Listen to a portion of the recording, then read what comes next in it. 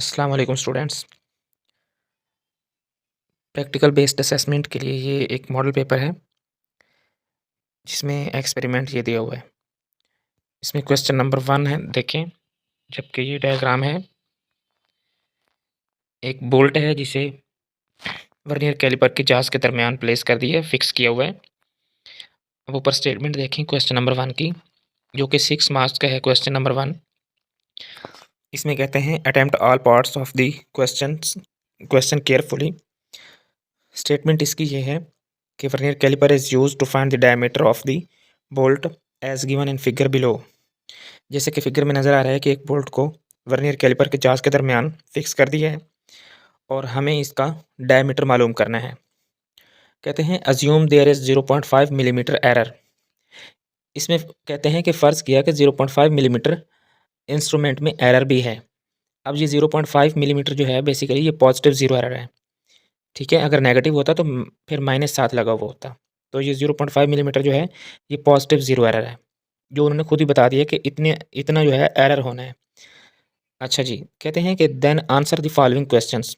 कहते हैं कि इस इंफॉर्मेशन को कंसिडर करके और नीचे डायग्राम को देखते हुए आपने क्या करना है, आंसर्स देने हैं नीचे दिए गए क्वेश्चंस के। अब नीचे कौन से क्वेश्चंस हैं, आप इस डायग्राम को पहले गौर से देख लें, ठीक है। अब इसके बाद हम नीचे क्वेश्चंस की तरफ चलते हैं। कहते हैं कि find out the main scale reading. आप मेन स्केल रीडिंग बताएं। तो मेन स्केल रीडिंग के लिए आपको मेन स्केल का पता होना चाहिए कि ये जिस पर वैल्यूज़ लिखी हुई हैं 0, 10, 20, 30, 40, 50, ये वाला स्केल जो है ये मेन स्केल है, फिक्स है, ठीक है। हमने मेन स्केल रीडिंग बतानी है। तो मेन स्केल रीडिंग जो है बेसिकली वो वर्नियर स्केल के 0 से पीछे जितने भी मेन स्केल से मेजरमेंट लेंगे वो मेन स्केल रीडिंग कहलाएगी, ठीक है। अब मेन स्केल का 0 और ऊपर देखें तो ये जो 0 के बाद 10 और फिर 20 लिखा हुआ है तो ये मिलीमीटर में है, ठीक है। यानी कि छोटी जो लाइंस हैं 0 के बाद जो स्मॉल थ्रेड बना हुआ है, ये 2 कंसेक्टिव छोटी लाइंस के दरमियान जो डिस्टेंस होता है वो 1 मिलीमीटर का है। तो 10 लाइंस जो हैं वो 10 मिलीमीटर के इक्वल होंगी। तो इसलिए हम यहाँ पर देखते हैं कि 0 से पीछे मेन स्केल पर कितनी लाइंस हैं, तो ये बन रही हैं ऑलमोस्ट 7, ठीक है। तो इसका मतलब है कि 7 मिलीमीटर जो है वो मेन स्केल रीडिंग है, ठीक है। मेन स्केल रीडिंग कैसे लेनी है, वर्नियर स्केल के 0 से पीछे मेन स्केल पर कितनी लाइंस हैं, कितनी थ्रेड्स हैं, तो हर छोटी थ्रेड जो है वो 1 मिलीमीटर के इक्वल है, तो यहाँ पर 7 बनती हैं, ठीक है। तो 7 मिलीमीटर, ठीक हो गया। तो मेन स्केल रीडिंग आ गई 7 मिलीमीटर, क्योंकि वर्नियर स्केल वो है ना जिसके ऊपर 10 डिवीजन लिखे, वर्नियर स्केल पर 10 डिवीजन्स होती हैं। तो वर्नियर स्केल के 0 से पीछे जो है ना, इसकी लेफ्ट साइड पर जो मेन स्केल पर जितनी भी वैल्यूज़ होंगी वो मेन स्केल रीडिंग कहलाती है, ठीक है। अच्छा जी, उसके बाद कहते हैं find out the vernier division coinciding with the main scale division. कहते हैं कि वर्नियर स्केल का वो डिवीजन बताएं जो मेन स्केल के किसी भी डिवीजन से कंसाइड कर रहा हो। तो आप देखें तो इसमें 4 नहीं है, 5 भी नहीं है, 6, 7, 7 एग्जैक्टली है, ठीक है ना। तो 7th जो है, 6 भी थोड़ा सा आगे महसूस होता है, लेकिन ये 7 जो है ये एग्जैक्टली कंसाइड कर रहे हैं।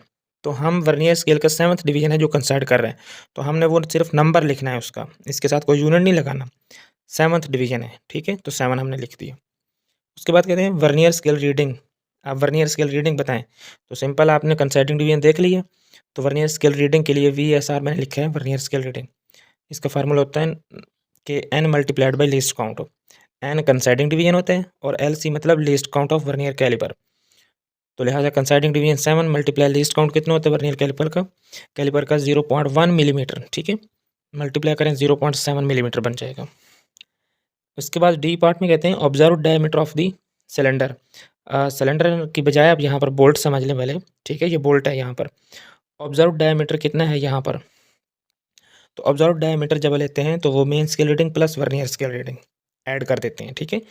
तो मेन स्केल रीडिंग कितनी थी, 7 मिलीमीटर। वर्नियर स्केल रीडिंग ऊपर कितनी निकाली है, 0.7। तो 7 प्लस 0.7, 7.7 मिलीमीटर, ये हमारे पास ऑब्जर्व डायमीटर है, ठीक है। अच्छा जी, उसके बाद कहते हैं कि एक्चुअल डायमीटर कितना होगा। तो एक्चुअल डायमीटर जो निकालते हैं तो वो हमने क्या करना होता है, जीरो एरर को कंसिडर करके करना होता है कि जीरो एरर कौन सा था, पॉजिटिव था या नेगेटिव था। तो एक्चुअल डायमीटर निकालने के लिए हम यहाँ पर देखेंगे कि ऑब्जर्व डायमीटर में से हम ज़ीरो एरर सब्ट्रैक्ट करेंगे।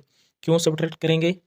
क्योंकि ज़ीरो एरर जो है वो पॉजिटिव है। जब पॉजिटिव एरर होता है तो ऑब्जर्व डायमीटर में से माइनस होगा, और अगर नेगेटिव होता तो ऑब्जर्व डायमीटर में उस ज़ीरो एरर की वैल्यू को ऐड करते।